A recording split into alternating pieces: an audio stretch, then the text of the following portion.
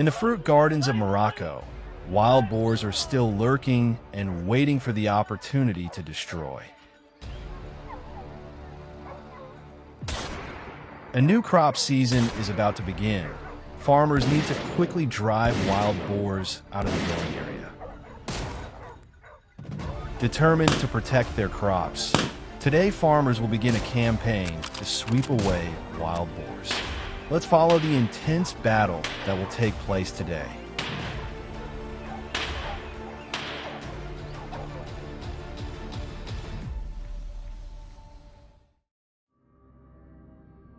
Wild boars are increasing in number and have become a major threat to farmers' fields.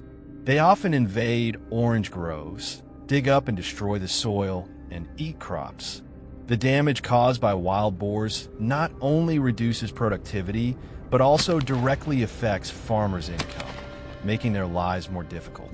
The increase in wild boars puts great pressure on farmers, forcing them to find ways to protect their crops.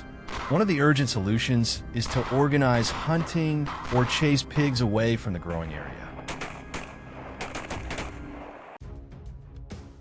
Our mission today was to search the orange groves to exterminate these uninvited guests. After a long search, we finally found a wild boar. It rushed out of the dense grass under the pressure of the hunting dogs. Immediately, a clean, decisive gunshot rang out. Everything happened so fast, the wild boar was brought down on the spot. The excitement was evident from the hunting dogs.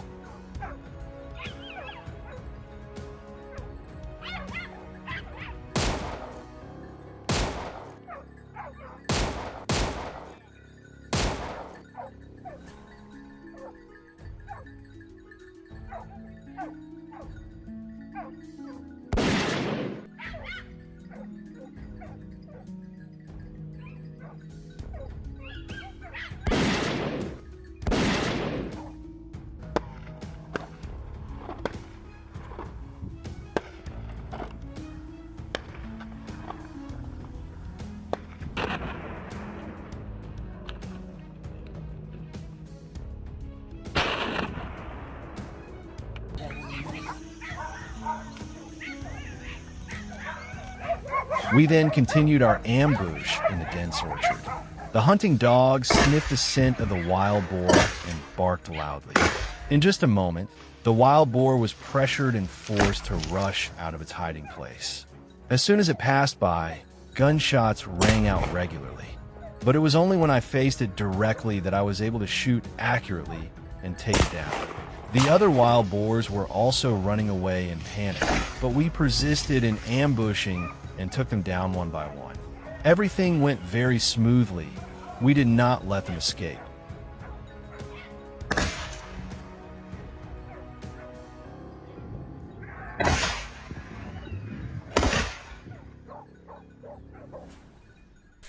The wild boar hunt was thrilling and dramatic. The wild boars hid in the thick grass, forcing us to concentrate, looking for even the smallest traces. As soon as their silhouettes appeared, shots would immediately ring out. However, their incredible agility made aiming extremely difficult. After several missed shots, luck finally smiled on me. A wild boar was hit and fell in the middle of the wilderness. The others immediately disappeared into the thick grass, but we were not discouraged. With great determination, the group quickly followed the trail, not letting the prey escape our grasp.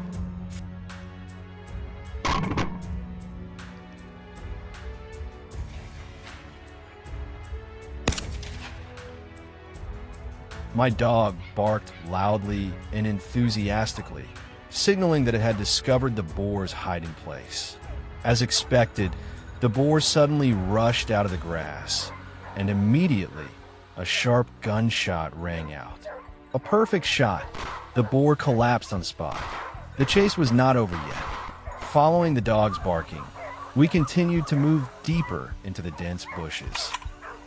Suddenly, another wild boar rushed across the trail at a terrifying speed, but it could not escape the decisive fatal shot.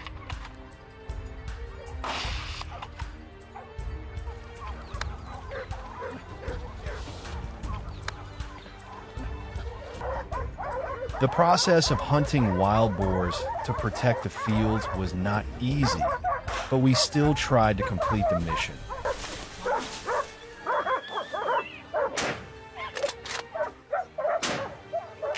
While searching for wild boars, a wild boar suddenly jumped into the small river, intending to swim to the other side to escape. To avoid that, I fired several shots in succession. At this distance, the wild boar had absolutely no chance of escaping. So we got our next trophy.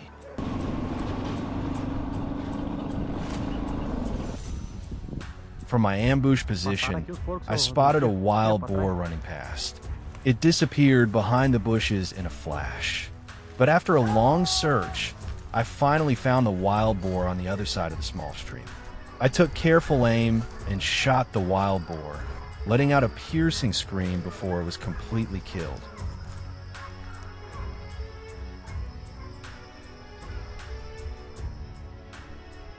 After that, I continued to chase other targets. The barking of dogs echoed from afar, making the atmosphere more tense and dramatic. Occasionally, the silhouettes of wild boars would appear, so we had to concentrate to be able to shoot accurately. With my shooting technique, I was able to take down quite a few targets, which was really not a bad result.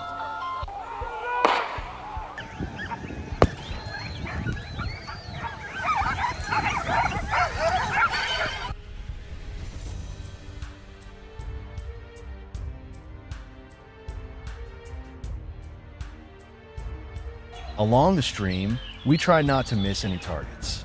It was difficult to hit such fast-moving targets, but these efforts were not in vain, because as long as I focused, I was still able to take down the wild boar.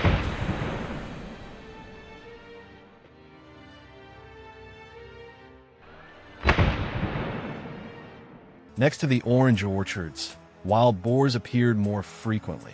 We followed each target closely and waited for the most favorable moment to shoot.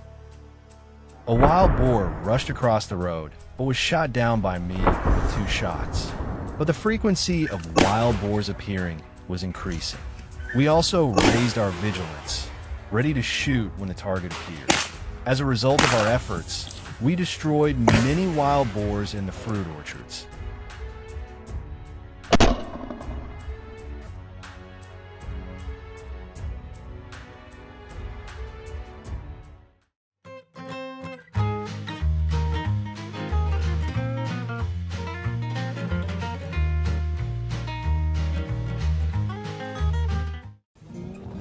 Ocean tuna fishing is one of the important economic activities of coastal countries.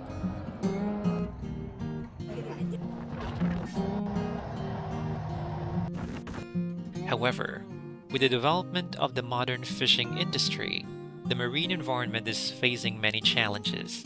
Many people ask whether we should return to the traditional method of tuna fishing, the pole and line technique.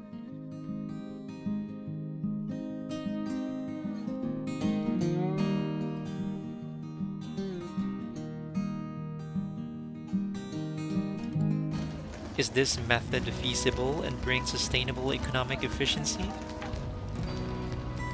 Let's explore with Leo Farm.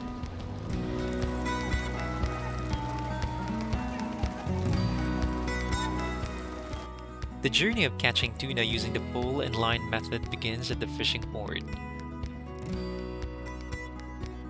Tuna fishing boats are usually large in size, equipped with necessary support equipment such as fishing rods, fishing lines, bait, and a cold storage system to keep the fish fresh after catching.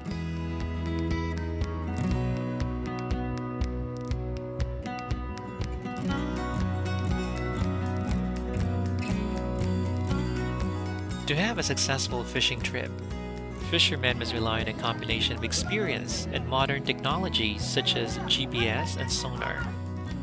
These tools help pinpoint migrating tuna schools or areas where tuna are likely to be found. Tuna are deep water and offshore species, so finding them requires patience and understanding of their habits.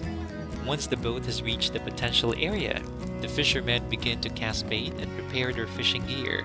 The rods used in the pole and line technique are usually 2 to 3 meters long, with barbless hooks to easily release the fish after catching.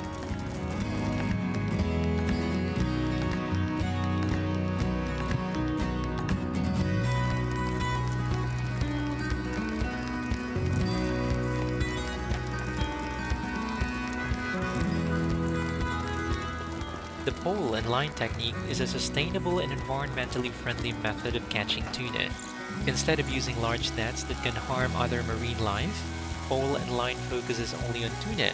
It is a technique that requires great coordination between crew members. During fishing, once the coordinates of the fish school are determined, a large amount of live or frozen bait, usually squid, mackerel, or tuna, will be spread around the boat. This process is called chumming, luring bait to attract tuna near the boat.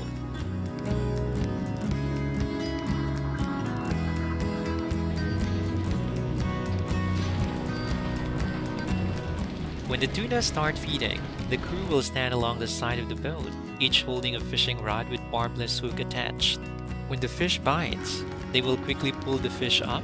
Barbless hook makes it easy to drop the fish to the deck without having to waste time removing the hook.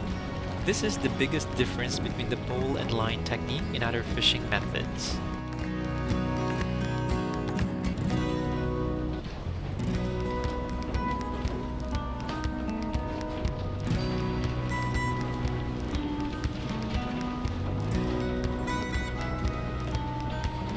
This technique is not only effective in catching fish, but also minimizes negative impacts on the environment.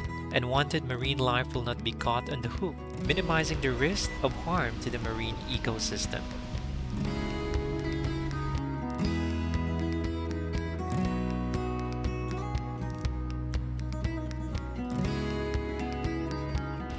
However, pole and line technique is not without its challenges. One of the biggest difficulties is the manpower requirement. Since this method relies on human power, fishermen need a large number of crew members, to ensure fishing efficiency.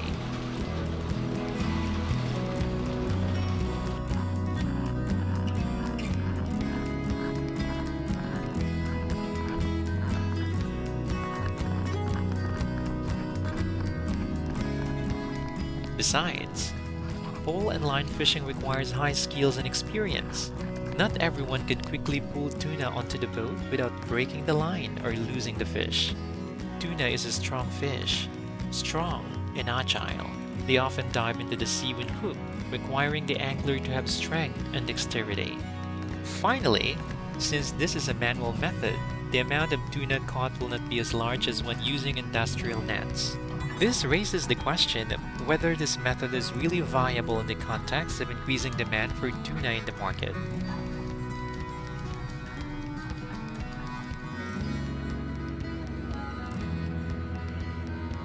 After being caught using pole and line technique, tuna will be transported to processing plants for quality control and processing.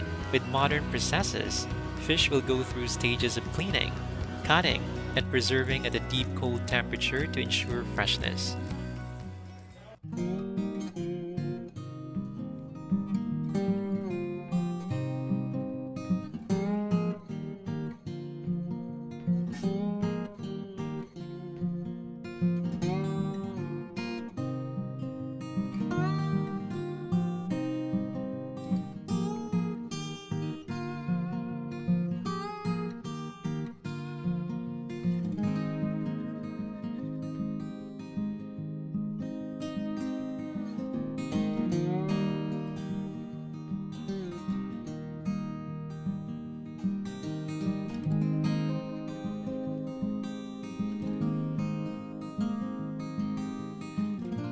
High-quality tuna fillets are often exported to markets such as Japan, the United States, and Europe.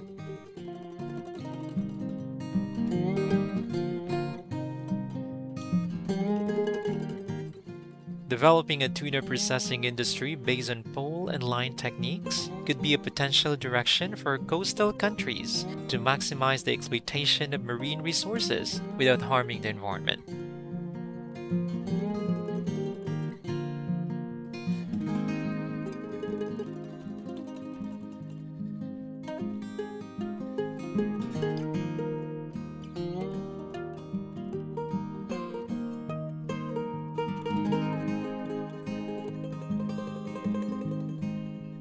The video ends here.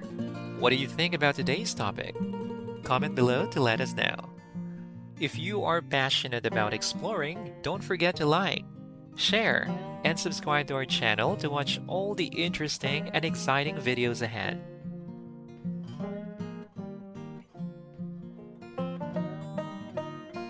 And now goodbye and see you in the next video.